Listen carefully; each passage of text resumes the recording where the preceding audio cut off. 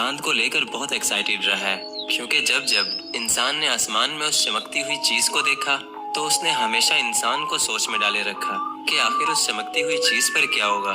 खैर, ये तो आप जानते ही होंगे कि चांद हमारी अर्थ के सबसे करीब वाला स्पेस ऑब्जेक्ट है, जिसको हम अपनी आम आंख से भी आसमान में देख सकते हैं। चांद हमारी अर्थ का एक नेचुरल सैटेलाइट है जो कि हमारी अर्थ के गिर्द चक्कर काटता है। तो यही वजह रही है कि इंसान हमेशा से चांद के बारे में जानने के लिए पुरजोश रहा है। और सबसे पहला स्पेस मिशन यानी अपोलो 11 भी इंसान ने चांद पर ही किया, जिसमें नील आर्मस्ट्रॉन्ग पहला इंसान बना जिसने चांद की मिट्टी पर कदम रखा। दोस्तों, दरअसल इंसानियत की ये तारीख रही है कि इंसान हर नामुमकिन चीज को मुमकिन करने की कोशिश करता है, जिनमें से एक नामुमकिन चीज ये भी है कि इंसान चांद पर जिंदगी तलाश रहा है। जी हाँ दोस्तों, क्योंकि प्लेनेट मार्स के बाद चांद ही एक ऐसी जगह है जो कि हमें जीने की उम्मीद देती है। एलोन मस्क कहते हैं कि पहले वो मार्स को कॉलोनाइज करेंगे, उसके बाद वो लोगों को चांद पर भी भेजेंगे ताकि इंसान मार्स पर भी रहें और चांद पर भी रहें। तो यही वजह है कि इंसान आज भी चांद को स्टडी कर रहा है और उसको और ज्यादा जानने के लिए उस पर लगातार मिशंस भेज रहा है। और मुमकिन है कि अगर इंसान जिंदा रहा तो वो अनकरीब चांद पर भी जिंदगी बसा लेगा। खैर, चांद क्या है ये तो आप अच्छी तरह खुद भी जानते होंगे, लेकिन आप ये नहीं जानते होंगे कि चांद आखिर क्यों है, ये आखिर किस लिए बना, कैसे बना, और क्या होता कि अगर हमारे पास चांद ही ना होता। क्या चांद के बगैर अर्थ पर लाइफ होती, और अगर नहीं होती तो फिर क्या होता। तो यही कुछ ऐसे सवाल थे जिन्होंने इंसान को सदियों तक सोच में डाले रखा।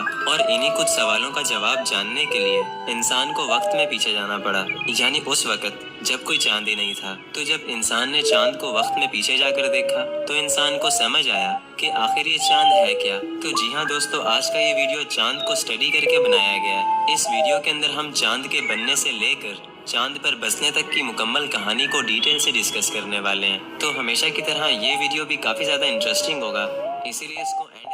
तो दोस्तों, अगर बात करें चांद की तो सबसे पहले हम ये जान लेते हैं कि चांद आखिर बना कैसे। तो स्टार्ट करते हैं स्टोरी ऑफ द नया बना था। आज से 4.6 बिलियन साल पहले हमारी अर्थ पैदा हुई। ऐसा माना जाता है कि 4.6 बिलियन साल पहले स्पेस में मौजूद गैसेस और धूल ने हमारी अर्थ को बना दिया था, जो कि फिर सूरज के गिर्द घूमने लगी थी। उस टाइम अर्थ का साइज आज की अर्थ के साइज से काफी बड़ा था। और फिर यहाँ से शुरू होती है चांद के बनने की कहानी। दोस्तों, साइंटिस्ट का ये मानना है कि आज से 4.5 बिलियन साल पहले प्लैनेट मार्स के जितना एक ऑब्जेक्ट अर्थ से टकरा गया था, जिसको साइंटिस्ट नाम देते हैं थिया। साइंटिस्ट कहते हैं कि थिया 9.8 किलोमीटर पर सेकंड की रफ्तार से अर्थ से टकराया था, जिसकी वजह से अर्थ एक लावा की तरह उबल गई थी। अर्थ की लगभग आधी सरफेस तो हवा में ही उड़ गई थी और बची कुछ सरफेस हजारों टुकड़ों में बंटकर अर्थ के गिर्द चक्कर काटने लगी। बाद में वो टुकड़े आपस में जुड़ने लगे, जिन्होंने अर्थ के गिर्द घूमने वाली एक नई दुनिया को जन्म दिया, जिसको हम आज चांद के नाम से जानते हैं। साइंटिस्ट कहते हैं कि जब चांद नया नया बना था तो ये बहुत ज्यादा गर्म था। वैसे तो चांद अर्थ से 3.5 लाख किलोमीटर से भी ज्यादा दूर है, लेकिन दोस्तों उस वक्त चांद सिर्फ अर्थ से 22,530 किलोमीटर दूर था, जो कि अर्थ के इतना ज्यादा पास था कि अगर हम इसको देख लेते तो ऐसा लगता जैसे एक पिघली हुई दुनिया अर्थ के ऊपर मंडरा रही है। दोस्तों, उस टाइम हमारी अर्थ का एनवायरनमेंट बहुत ही खराब था, जो कि बिल्कुल भी जीने लायक नहीं था। हमारी अर्थ ऐसे थी जैसे कोई जहन्नुम हो, क्योंकि अर्थ पर लावा के बड़े बड़े समंदर थे जो कि ठंडा होने का इंतजार कर रहे थे। खैर, वक्त गुजरता गया और गुजरते वक्त के साथ साथ अर्थ और मून दोनों ठंडे होते गए।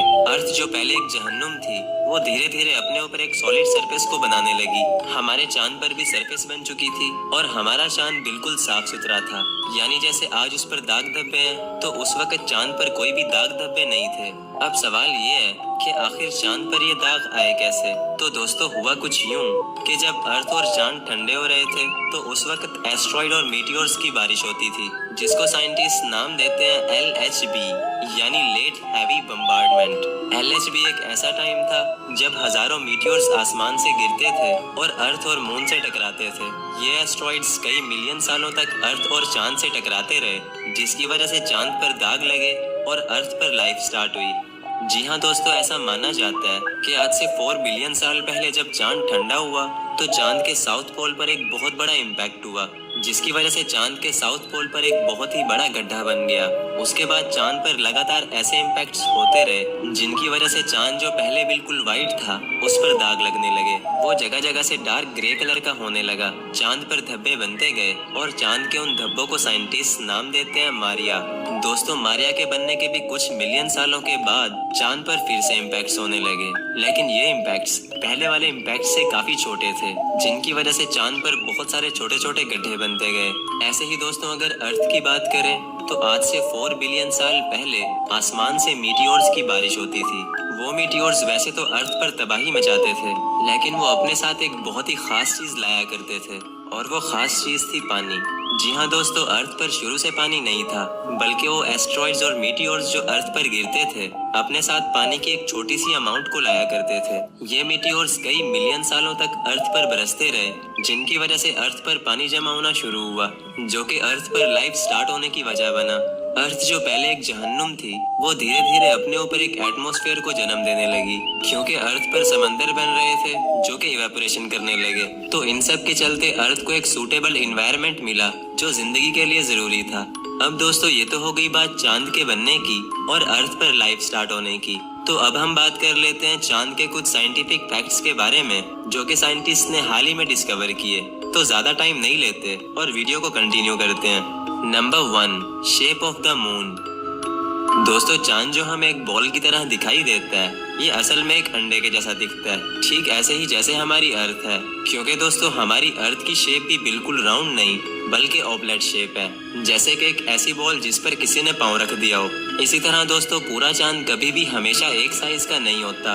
ये कभी छोटा नजर आता है तो कभी बहुत बड़ा नजर आता है। दोस्तों, जब चांद अपने अपोजी यानी अर्थ से सबसे दूर वाले पॉइंट पर होता है तो ये काफी छोटा दिखाई देता है, लेकिन वहीं अगर चांद अपने प्रायोजी यानी अर्थ के सबसे नजदीक वाले पॉइंट पर होता है तो ये काफी बड़ा दिखाई देता है। दोस्तों, जब चांद अर्थ से दूर होता है तो अर्थ पर मौसम काफी अच्छा रहता है और समंदरों में छोटी छोटी लहरें पैदा होती हैं, लेकिन जब चांद अर्थ से सबसे करीब वाले पॉइंट पर आ जाता है तो अर्थ का मौसम बिगड़ने लगता है और समंदरों में लंबी लंबी लहरें पैदा होती हैं। कहते हैं कि चांद जितना ज्यादा अर्थ के करीब आए मान आएंगे, और ऐसा क्यों होता है ये हम वीडियो में आगे चलकर जानेंगे। Number 2, distance of moon. दोस्तों, अगर चांद के डिस्टेंस की बात करें तो चांद अर्थ से 3,84,400 किलोमीटर की दूरी पर है। ये दूरी इतनी ज्यादा है कि इस रास्ते में अर्थ जितने 30 प्लैनेट्स और आ जाएंगे अगर हम पैदल चलें और बिना रुके ही इस डिस्टेंस को कवर कर जाएंगे। ऐसे ही अगर हम बीच बीच में रुक कर रेस्ट करें और डेली सिर्फ 14 घंटे ही पैदल चलें तो हमें चांद तक पहुँचने में 14 साल लग जाएंगे। इसी तरह एक कार हमें 130 दिन तक यानी लगभग 4.5 महीने में चांद पर पहुंचा देगी। और अगर बात करें एक रॉकेट की तो एक रॉकेट हमें सिर्फ 13 घंटे में ही चांद पर पहुंचा सकता है। Number 3, gravity of moon. दोस्तों, वैसे तो चांद पर बहुत कम ग्रेविटी है, लेकिन फिर भी चांद की ग्रेविटी का एक बहुत बड़ा रोल है। दोस्तों, चांद की ग्रेविटी अर्थ से 6 गुना कम है, यानी इस हिसाब से एक 100 किलो के बंदे का वजन चांद पर सिर्फ 16.5 किलो होगा। तो अब सवाल ये है कि चांद की ग्रेविटी का आखिर क्या रोल है। दोस्तों, चांद की ग्रेविटी की वजह से ही हमारे समंदरों में लहरें पैदा होती हैं। जैसे मैंने बताया था कि चांद जितना ज्यादा करीब आएगा समंदरों में उतनी ही लंबी लहरें पैदा होंगी। चांद की ग्रेविटी इतना दूर से हमारी अर्थ पर तो असर नहीं कर सकती, लेकिन अगर चांद की ग्रेविटी होने के बराबर होंगी। अब आप जरूर ये सोच रहे होंगे कि क्या होगा अगर चांद अर्थ के बहुत ज्यादा करीब आ जाए। तो दोस्तों, इसके 2 जवाब हैं। पहला ये कि अगर चांद अर्थ से बहुत तेजी से टकराया तो अर्थ लावा की तरह उबल जाएगी, जैसा वो थिया के टकराने से उबली थी।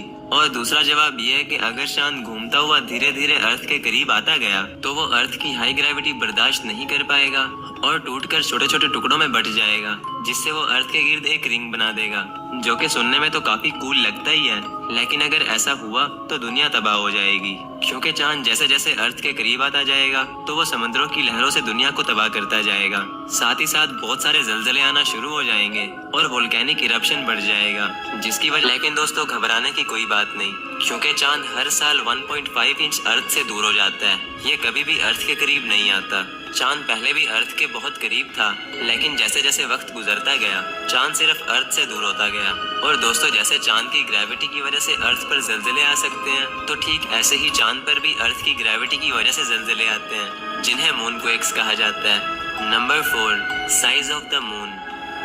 दोस्तों, अगर हम चांद का साइज अर्थ से कंपेयर करें तो अर्थ की चौड़ाई चांद से 4 गुना ज्यादा है, और अर्थ के अंदर 50 चांद आ जाएंगे। और इसी तरह अगर हम सन से चांद का साइज कंपेयर करें तो चांद हमारे सन से 400 गुना छोटा है। और मजे की बात यह है कि हमारा सन चांद से 400 गुना ही ज्यादा दूर है, जिसकी वजह से अगर हम आसमान में चांद और सूरज को देखते हैं तो वो दोनों हमें लगभग एक ही साइज के नजर आते हैं। और यही वजह है कि जब सोलर एक्लिप्स यानी सूरज ग्रहण होता है तो चांद सूरज के आगे आकर सूरज को पूरी तरह ढक देता है। Number 5, solar eclipse and lunar eclipse.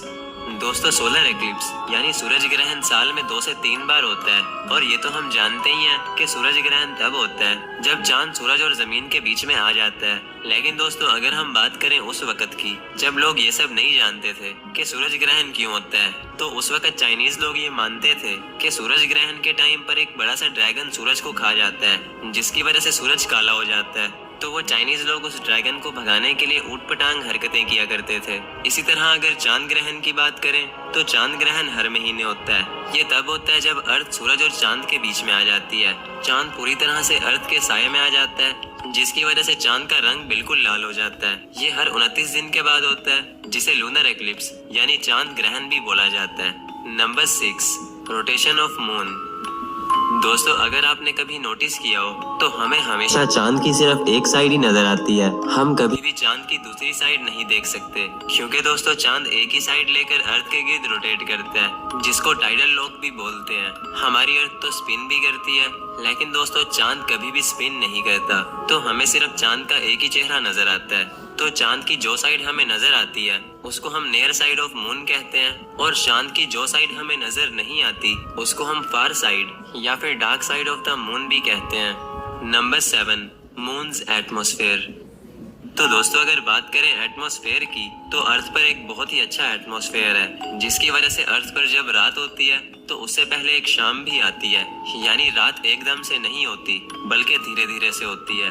But वहीं अगर हम चांद की बात करें तो चांद पर एटमॉस्फेयर ना होने के बराबर है। तो यही वजह है कि चांद पर रात से पहले कोई भी शाम नहीं आती और डायरेक्ट दिन से रात होती है और रात से दिन हो जाता है। ऐसे ही अगर हवा की बात करें तो चांद पर कोई भी हवा नहीं है, यानी अगर हम चांद पर एक झंडा लगाएंगे तो वो झंडा नहीं लहराएगा। यही वजह है कि चांद पर जो एस्ट्रोनॉट्स गए थे तो उनके जूते का निशान कई मिलियन सालों तक रहेगा, क्योंकि ना तो हवा चलेगी और ना ही मिट्टी उड़ेगी। दोस्तों, चांद पर जाने वाले एस्ट्रोनॉट्स ने ये बताया है कि चांद की मिट्टी की स्मेल गन पाउडर जैसी है, ऐसा गन पाउडर जो कि यूज हो चुका हो, और वो शायद इसलिए कि चांद पर कई सालों तक इम्पैक्ट्स होते रहे। Number 8, moons temperature. आप अपने दांत रगड़ रगड़ कर थक गए, लेकिन आपके पीले दांत वैसे के वैसे हैं। आप अपने मुंह की बदबू से परेशान हैं, लेकिन दोस्तों, चांद पर दिन का टेम्परेचर 120 डिग्री सेल्सियस होता है, जो कि इतना ज्यादा गर्म है कि इस टेम्परेचर पर चाय आराम से बन सकती है। और वहीं अगर हम रात की बात करें, डिग्री सेल्सियस तक चला जाता है, जो कि इतना ज्यादा ठंडा है कि ये टेम्परेचर इंसान की हड्डियों तक को फ्रीज कर देगा। दोस्तों, दुनिया की सबसे ठंडी जगह एंटार्क्टिका है, जहाँ का मिनिमम टेम्परेचर -90 डिग्री सेल्सियस तक चला जाता है। तो ये टेम्परेचर भी चांद के टेम्परेचर के मुकाबले काफी गर्म है। Number 9, missions on moon. दोस्तों, वैसे तो चांद का सबसे पहला मिशन अपोलो 11 को माना जाता है, जिसमें नील आर्मस्ट्रॉन्ग पहले इंसान थे जो कि चांद पर उतरे थे। बट दोस्तों, मजे की बात यह है कि अपोलो 11 पहला मिशन नहीं था जो कि चांद पर भेजा गया। अपोलो 11 को शायद पहला मिशन इसलिए बोला जाता है क्योंकि इस मिशन में इंसान भी थे। इससे पहले चांद पर जितने भी मिशन भेजे गए तो उनमें इंसान नहीं थे, जिनमें ज्यादातर मिशन सोवियत यूनियन के जरिए भेजे गए थे। दोस्तों, 1959 में सोवियत यूनियन ने चांद पर अपना पहला मिशन भेजा, जिसका नाम था ल्यूना 1, जो कि एक फ्लाई बाय मिशन था। इस मिशन में एक स्पेसक्राफ्ट ल्यूना 1 को चांद के पास से फ्लाई बाय करके जाना था। लेकिन दोस्तों, जैसे ही वो स्पेसक्राफ्ट चांद के पास से फ्लाई बाय करके जाता है तो उससे कम्युनिकेशन टूट गया था। लेकिन फिर भी इसको एक सक्सेसफुल मिशन समझा गया, क्योंकि तब तक ल्यूना 1 चांद की बहुत सारी इंफॉर्मेशन कैप्चर कर चुका था। ऐसे ही दोस्तों, ल्यूना 1 के बाद ल्यूना 2 भेजा गया, जिसमें एक स्पेसक्राफ्ट को मून पर क्रैश लैंडिंग कराई। दोस्तों, चांद पर सॉफ्ट लैंडिंग करने वाला सबसे पहला स्पेसक्राफ्ट सोवियत का ल्यूना 9 था, और चांद पर चलने वाली सबसे पहली गाड़ी ल्यूनोखोड 1 थी, जो कि सोवियत यूनियन ने ही भेजी थी। तो चांद पर ज्यादातर मिशन सोवियत यूनियन ही भेजा करती थी। अगर हम बात करें अपोलो 11 की, तो अपोलो 11 एक अमेरिकन मिशन था जो कि 1969 में भेजा गया था। अपोलो 11 के बाद अपोलो के और भी बहुत सारे मिशन किए गए, जो कि सबके सब अमेरिका ने ही किए थे। उन सभी मिशंस को मिलाकर सिर्फ 24 लोग ही ऐसे थे जो कि चांद पर जा सके, और उन 24 लोगों में से सिर्फ 12 लोग ही ऐसे थे जो कि चांद पर उतर पाए। दोस्तों, एलन शेपर्ड नाम का ये आदमी अकेला ऐसा इंसान था जिसने चांद पर गोल्फ खेला था। उसकी गोल्फ की बॉल चांद पर गुम हो गई थी, जो कि आज तक नहीं मिली। कहते हैं कि वो बाल आज भी चांद पर ही है। Number 10, life on the moon. दोस्तों, चांद पर लाइफ पॉसिबल हो भी पाएगी या नहीं, इसके बारे में साइंटिस्ट अभी भी अनक्लियर हैं। बट एलोन मस्क ये कहते हैं कि पहले वो मार्स को कॉलोनाइज करेंगे, उसके बाद और चांद पर भी रहेंगे। और ये सब कैसे पॉसिबल होगा, इन सब पर मेरे चैनल पर वीडियोस आती रहेंगी। वैसे तो चांद के बारे में अभी भी बहुत से फैक्ट्स ऐसे हैं जिनको मैं इस वीडियो में नहीं बता पाया, क्योंकि ये वीडियो पहले ही बहुत ज्यादा लंबा हो चुका है। बट अगर आप अभी भी ये वीडियो देख रहे हो तो इसका मतलब है कि आपको वीडियो देखने में मजा आ रहा था। तो अगर मजा आया तो लाइक करो, और अगर नहीं आया तो भी लाइक